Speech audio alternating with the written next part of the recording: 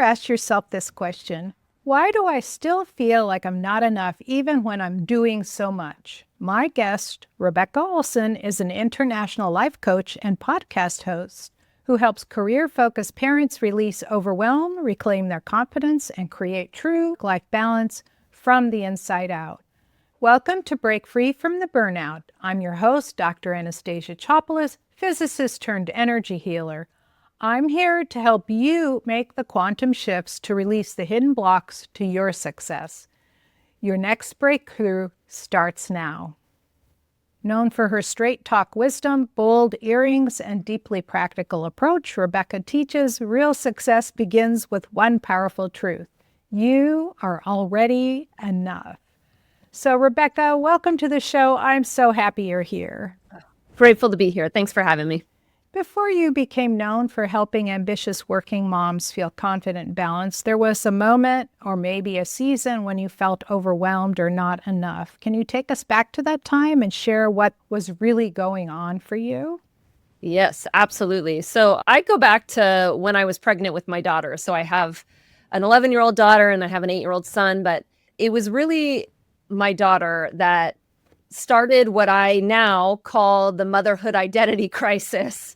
And I call it that because that is exactly what it felt like. I felt like I was having a mini identity crisis being pregnant with her, asking big questions. What am I doing with my life? What really matters? What does it all mean? How can I leave this tiny human and go off to big questions? That felt like a crisis. It felt like I didn't really know who I was and what I wanted anymore. Now, 12 years later, at this point, really, and all the coaching I've done, I realize this is really common for women, but very common. But I didn't know that people didn't talk about that. People still don't talk about that part of the crisis or that part of the transition as much as I wish that they would. That was really where a lot of it started for me. And it was in that moment where I felt like I needed to go through my own internal process of answering those questions on some level. I was a very goal-focused, ambitious person prior to having kids. That didn't leave me at all, but the slowness of motherhood, I also felt was against a lot of who I was and was also creating lots of friction within me. So that was the crux of it. And that's ultimately what led me to this moment. A lot of us mothers do have a lot of guilt leaving this tiny, helpless baby behind and going to work. And I even had friction because I was a boss at my job that I had at that time. And I even got friction from the people around me. How do you feel leaving your child behind? And then when I went to Germany, that was even funnier because all the mothers stopped working after having children. And I was juggling a lot of things. And I would say, yeah, I go to work during the day. What do you do with the children? Yeah, absolutely. It's wild how embedded in different cultures this is and what our motherhood experience we're shaped by it on some level. And what's in America, at least, it's really conflicting, actually, because research really still shows that we as a culture believe it would be best for the child if women stayed home. That is still our kind of overarching belief, obviously not across the board, but that would be what statistically it would show. And yet we also are still in a women's movement that are trying to get more women into the workplace. And yet at this moment, we're also seeing women leave the workplace in droves. It's very confusing right now for women. We don't know what we should be doing at any given time, I will say, at least in America. And then the other thing is the whole idea of being a mom. When I grew up in the 50s, okay, so we didn't come home until the streetlights came on. We were out the whole day and we had no cell phones. We didn't have any way of contacting mom and dad. We were just up and down the street, playing wherever, going to the park, coming back. I used to walk several miles in one direction to visit friends. And I would say, I'm going over there. And mom would say, okay. And then she just went around, did her stuff at home. So child rearing is way different. Now we have the big fear factor of what's happening in society and how to protect our kids and all of that. So it's different. It is different. And interestingly enough, too, this generation of parents spends more time with their kids than any other generation. And we also show that we have the most guilt. So we're a very interesting parent generation as well. Yeah. Very conflicted in all of it. So many women tell me that becoming a mother didn't just change their schedule, it changed how they saw themselves. Yeah. So how did motherhood challenge your identity, especially as a career-driven woman?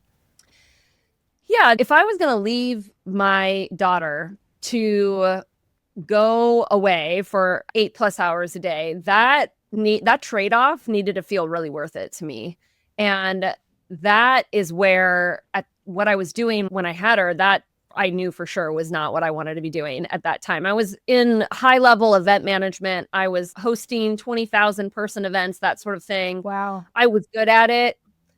It was a decent job. I made good money, but it just wasn't very life-giving to me. And I just hated getting up every day. It felt like I was tearing a piece away from me to go do something that I didn't really want to do and leave my daughter. And so it wasn't just guilt. There was guilt there for sure, but it just felt meaningless. For me, at least, I needed a lot of meaning in the work that I was doing. That needed to feel like I was making an impact. And so it sent me on my own journey to figure out, what did I want to do when I grew up at this point? And now I was 33, I think, when I had her. And beyond that, there's a high level of responsibility that happens when we become parents in a really different way. For obvious reasons, we have a tiny human that's dependent on us. And so at least at first, I didn't really think I could change jobs. I held the insurance for the family. I made more money than my husband. I can't make a change. I have to take care of the family.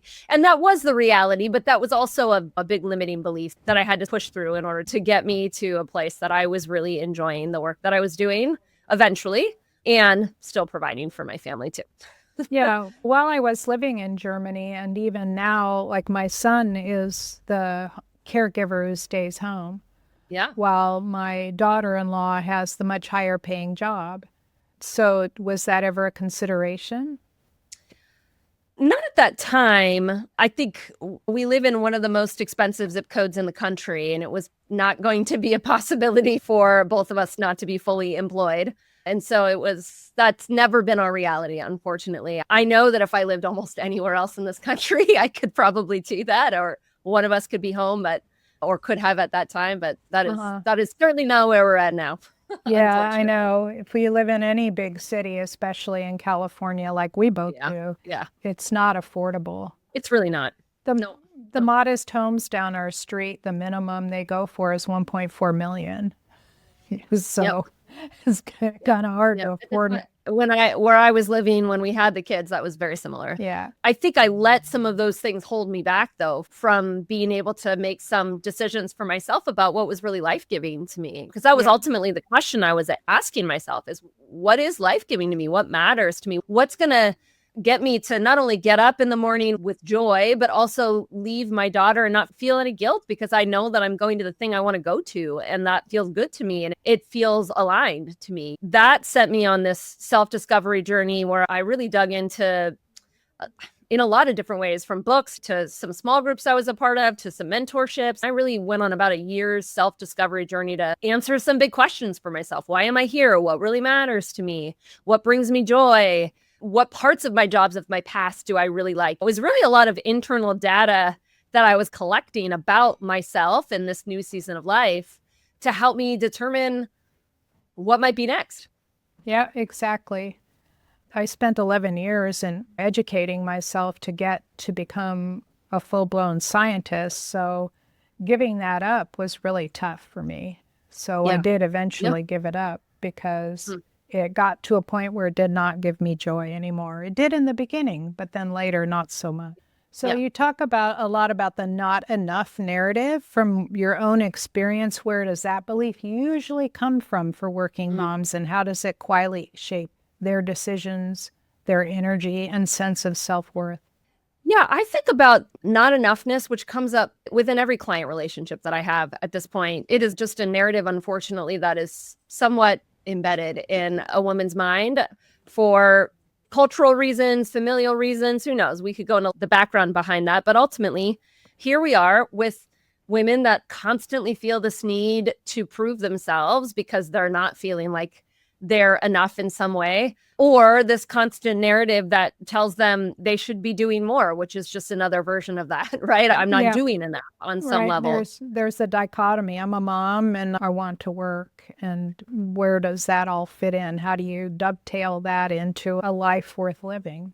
Yeah. That feels enough to you and that you feel like you're being enough in both areas of life. Because I like to remind my clients that once we become moms, the goal is no longer singularly focused, where it was likely singularly focused towards a career-like goal of some kind. But once we become a mom, it's not just about the career, obviously, anymore. It's also about being a great mom and having the motherhood experience that you want and giving your kids the experience that you want them to have and so forth. And so the goal really is twofold. But what that means is that if one area is suffering or failing, it feels like both are failing, right? We can't feel amazing about the work that we're doing and our career path that we're on and feel terrible about what's going on at home and feel like we're sacrificing at home, or vice versa, right? We're just not going to feel good. It's not going to feel like we are living into a success story or narrative that is really, really what we want, right? Yeah. And so did your former job require you to work many more hours than 40? No, it didn't actually, but it did have me working at weird times, but not necessarily, not what I would say would be like overworking, if you will, but it left me feeling like I had more to give and that I wasn't living into what I deemed as being good enough, right? I wasn't giving enough of me in the ways that I wanted to, that I felt like I could. I wasn't living into my potential in some way. And because of that, no matter how successful I was on paper, and people could tell me I was successful on some level, I would still have an internal dialogue that told me I should be doing more and I should be doing something different and that I'm failing on some level. That's exactly how I felt too. So I can totally identify with what you're saying. Yeah. So you teach an inside-out approach to work-life balance, which is very different from the time management hacks. Can you walk us through a little bit about what that actually means? Yeah, absolutely. Balance is an interesting word, right? Because it is completely subjective. You just get to decide and you're in a state of balance and what work-life balance means to you. And I just get to decide for me. And so it's an interesting sort of catch-all word that we use, but it's also fairly undefined. And so it's a really important moment that I walk my clients through to help them put some words to that. What would it mean for you to feel balanced? Well, let's visualize that for a moment and tell me what you see when you are living a more balanced life. And of course, it would mean likely some element of time at work and time at home. And some of those types of images are going to come to mind. But when you really dig into it, what people describe as balance is ultimately a feeling.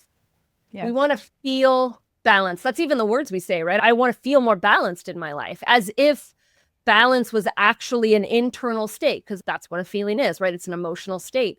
And so when we start thinking about work-life balance, actually from an emotional state, what we're actually trying to create is a different feeling about our life. That doesn't mean that things externally don't need to change. We need to maybe change our commitments or the way we're scheduling things or where we're putting our time or energy. But ultimately, we're doing all of that to chase an internal feeling that we all want. In order to create an internal state, we don't do that externally, we do that internally, right? So we have to address then the thoughts and the emotions that coincide and that create that internal state for us, ultimately, no matter what our circumstances are. And that's what I like to teach my clients. I've worked with hundreds and hundreds of women in all sorts of industries, from top CEO, 500 people in their company to solopreneurs, whatever. Across the board, I know that you can experience balance when you're working 60 plus hours a week and not experience balance when you're working part-time. I know that it has nothing to do with the amount of hours that you work, and it has everything to do with the way you are thinking about what you're doing, how you're doing it, how you're showing up, who you are, and all of those things. And so when I start talking about an inside-out approach, I'm talking not just about figuring out what those commitments are, but also how are you building up an internal dialogue about yourself and about your life and about your choices that really feel in alignment with the life that you want to live. Yeah. So it's getting to a place where you're feeling inner peace over everything that you're doing. Yeah, absolutely. Because inner peace is something that is within our control, right? that isn't happen externally. There are certainly certain bosses and certain types of career paths or scenarios that make that kind of feeling of calmness and work-life balance and peace easier. Mm-hmm. But it doesn't ultimately create that for us. We get to always choose the way we think and the way we feel and how we respond to life. And it is through those thinkings and feelings and responses that we ultimately create a life that feels balanced or not. Yeah, I'd love to hear an example of maybe a working mom who felt stretched thin on the edge of burnout and how embracing this enough mindset transformed not just her career, but her presence at home. Yeah, I'm thinking about, I'm going to call her Shay. That's not her actual name. I'm going to keep that obviously confidential. And Shay runs a large team in a company. Mm-hmm.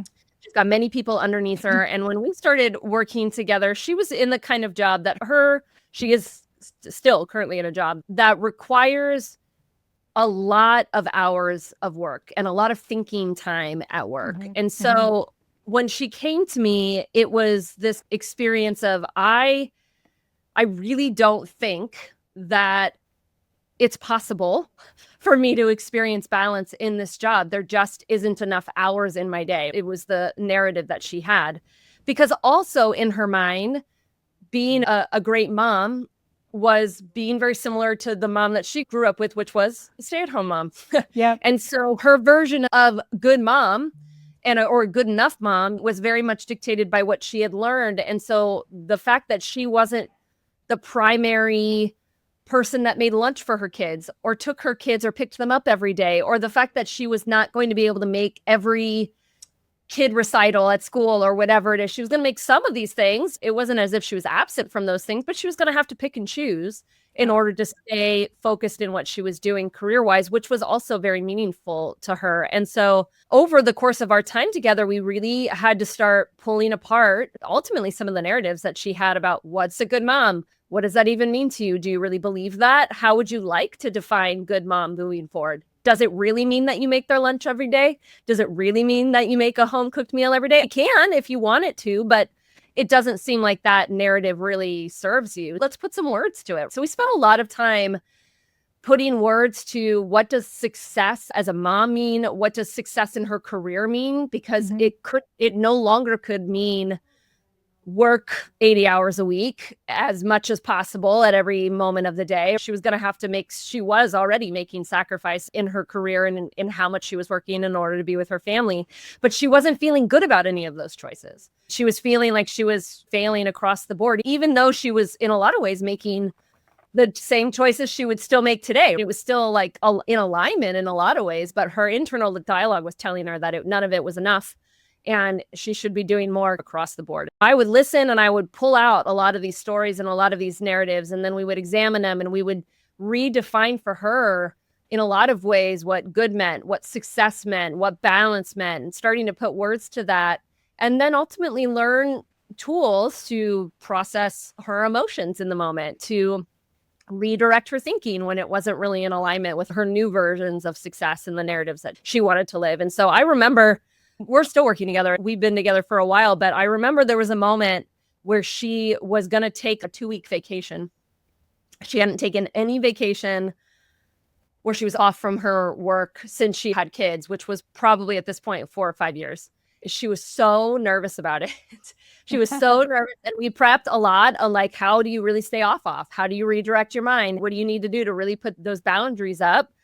And then she came back from that vacation, though, beaming with joy. Just blew her mind that she came back and nothing burned down in the job, right? And that everything was still okay and she could pick it back up again. And all of a sudden, she felt so energized because she had all this rest and she focused on her kids and all of the great things. And she was like, oh my gosh, for the first time, I really see how these two things work together, actually, and that they're not separate. And that when I think about them in a synergetic way, my life in my career can really thrive and I could still be the mom that I want to be. I could pick and choose what's really important to me and go all in for it. Such a beautiful story.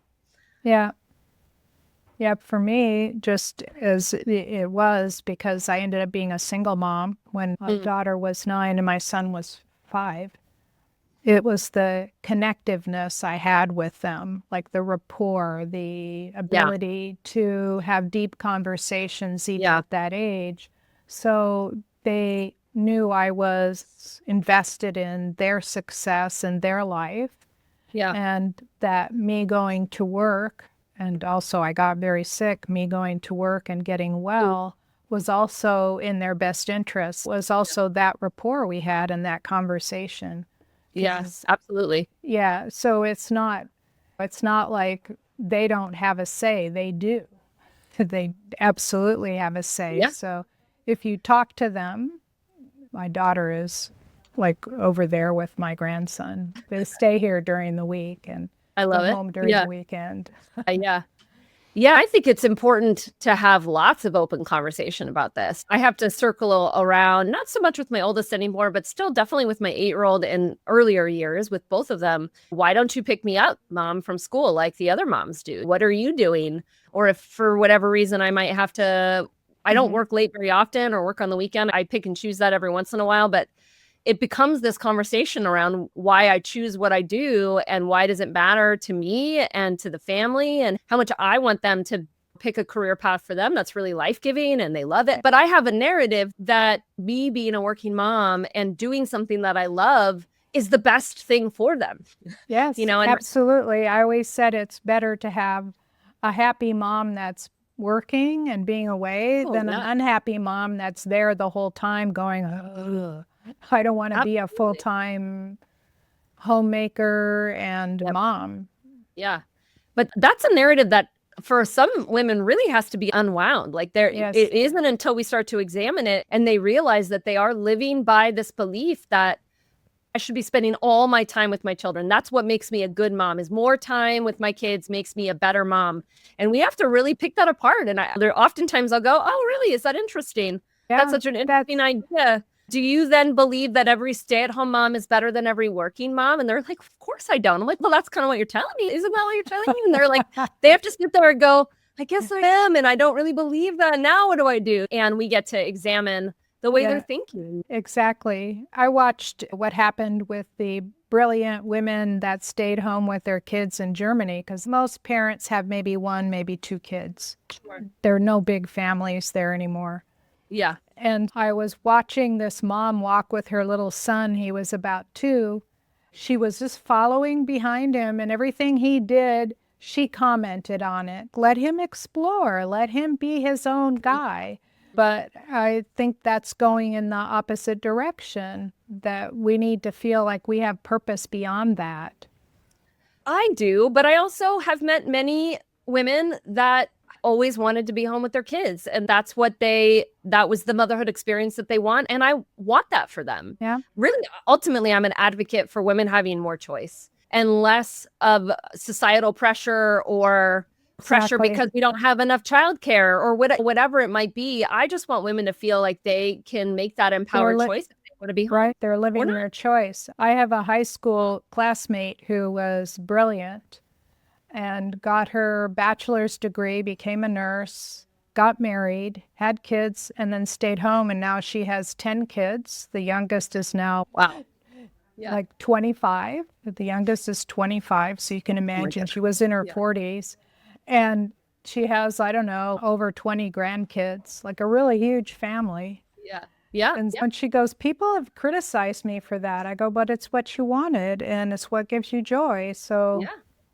That's what you're giving to the world. I love it. I love that. And unfortunately, our system is not designed for women to be really successful in the workplace, right? Until we really figure out our childcare crisis and are more supportive of working parents in that way, we're never going to see women be able to truly choose to be in or not be because we ultimately, at the end of the day, if we have to choose one or the other due to financial reasons or whatever, we're going to choose our kids, right? We're going to sacrifice for that. And that still makes the most sense for a lot of women, depending on where you live, to do yeah. that. Otherwise, well, your whole paycheck is just going to childcare. That doesn't make any sense. And so it's this subject of balance and women's choice.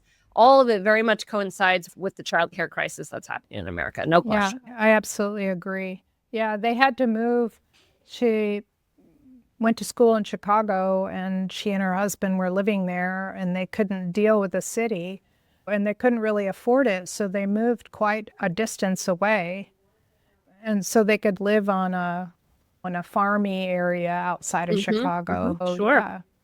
Sure. And Absolutely. And he was gone during the week and came home on the weekend. So it was pretty stressful to have 10 kids with her there. So many ambitious women fear that slowing down or being present means sacrificing success. From what you've seen, how does believing I am enough actually enhance leadership, performance, and long-term success rather than diminish it? I think that you ultimately get to decide if work and home are in conflict with one another. And we do often see it's work or it's home. We have a visual as if it's an either or, like the scales and that sort of idea of work life, what's in our mind on some level, unbeknownst to us. And so this idea that these two things are conflicting and that there's a choice that has to be made, we can either be successful in one or the other. And again, we're almost always going to choose our children. So it's that we have to downshift our career. That's our option if we really want to feel like we can balance life and so forth. That idea that these two things are at odds with one another is one of the narratives that ultimately has to change. We have to see these things in synergy. We have to see that being all in as a mom actually enhances us in our workplace. It brings us more value. I can't tell you how many women I've talked to that has this belief that their company gave them such a wonderful maternity leave, and now they feel somewhat indebted to this company, and so they can't leave anywhere, or they have to prove that they're still dedicated in some way. And that the motherhood penalty exists, so there's no doubt that companies and our kind of mindset is still that women are in fact less committed when they come back to work. So we are fighting that narrative, but partially that narrative lives within us. I remember coming back from maternity leave with my daughter, and we went right into a performance review cycle. And I did not get an increase that year, while every other year, 6 years prior to that, I had gotten a pay increase. And I didn't ask why, and they didn't tell me why, but I just assumed it was because I went on maternity leave. And I just decided that was okay. I was like, obviously, I was gone like 3 months last year. Of course I was. It wasn't until many years later I went, wait a second. Yeah, exactly. This is what the motherhood penalty is, but I didn't even realize it. I just assumed that was what it was. And so it's fascinating for me to have examined ways I used to think about this, that now I just go, oh my gosh, I wish if I could talk to that woman 12 years ago when I was exactly. her. Yeah, absolutely. But it's this enoughness that is such an integral part of balance and of living a joy-filled life, that you get to decide what enough really means to you. When you've worked enough, when you've reached success at a level that you want, when that is enough, when you've done enough, when you have shown up enough, when you spent enough time with your kids. This kind of enoughness, when we start digging into it, is again another line that just keeps moving in the horizon if we don't take the moment to say, this is what I mean by this. This is how I know I have been enough for my company and I brought enough value to my company. And here's how I know me being a mom and the qualities of everything from multitasking to compassion to being able to manage your time differently and commitments differently and boundaries, all these things that you just learn as a mom that you bring to your workplace is highly valuable if you see it that way and you start advocating for it in that way. Yeah, it's exactly true. As a mom, you have to learn how to keep many balls up in the air at once. In a way that you just can't even appreciate before having kids. You just aren't in a circumstance that forces you to do that. But you absolutely, there's just a skill set as a mom that is crazy valuable to our company. Yes, I completely agree with that.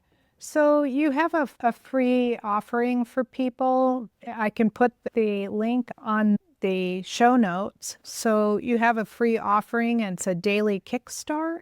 Yeah, I would love to talk about that. So much of what we've talked about are narratives and stories and believing in your enoughness. This is a practice that I give every single one of my clients, and they continually come back to me and tell me, this is the tool I learned out of all the tools I learned that made the most difference for me when they were consistent at it. So the daily Kickstart is just a way to build in the narrative and the mindset of I am enough, I'm good enough, I'm doing enough, or I'm valuable to my company, whatever the mindset is that you want to embed in you. But I always love to point my clients to starting with any of the enough ideas because they're so powerful to us. But it's a way of practicing that on a daily basis because we know that our brains are highly malleable and that we can teach ourselves new ways of thinking and build these new synaptics in our brain, but it takes repetition. And so this is a very simple 10-minute practice to help think on purpose, really powerful thoughts about yourself, and to then get ahead of any of that kind of swirly, negative, not good enough thinking that might happen throughout your day. So highly recommend it. The Kickstart will walk you through the whole thing. There's a video that teaches you how to do it. It's going to be a really powerful practice. Oh, that's exciting. I can't wait to try it myself. Yeah. I hadn't even considered. Usually I go and look ahead of time so I can say, oh, that's really awesome. But it sounds really awesome because everything that you've talked about, I completely identify with. Even that I am enoughness and not enoughness, I think that's even before I had kids. And even now that I'm past it, because my children are 42 and 38, so they're quite mature, and I have 3 grandchildren. But I'm not in their everyday life, and I don't need to make decisions. I take care of my grandson in the morning and get him to school every day. He's 10. It's easy. Yeah. So, but that narrative, to your point, though, I think it's a female narrative more than it is a male, that's for sure. And then I think it just intensifies when we become a mom because we have multiple roles and areas of life that we practice the not enough narrative in our mind. And unfortunately, we got to look good. We got to have a good body shape. We got to get in shape, eat right, sleep enough hours. And so then this just adds this whole level of responsibility that's huge. Being responsible for another life is huge. When I first started healing, that was also huge because I'm going, oh my goodness, I'm in charge of this. I've got to help them. And I want it to matter. And the first big one was taking care of a person in a coma. I was so overwhelmed. Oh my gosh. And he woke up. Woke up out of his coma. And when I first started doing it, I was like going, God, what am I doing? And then when I walked in and he was laying there in the coma, its spirit just took over and just had me do what I needed to do. And he woke up. That's amazing. Yeah. So, it's that I'm an uber responsible person. Adding this layer of motherhood and enoughness. I thank you. This was very beautiful. And I appreciate you being here. Absolutely. Thank you for having me. Thank you so much for joining us for this episode of Break Free from the Burnout. If you're ready to bring more harmony into your relationships, check out my free 5-step relationship healing protocol at scientifichealer.com/relationship. Resources and show notes are available at www.breakfreefromtheburnout.com. Until next time, I'm Dr. Anastasia Chopelas, sending you golden healing light and success vibes to becoming aligned, confident, and prosperous. Your gifts are so needed in this world.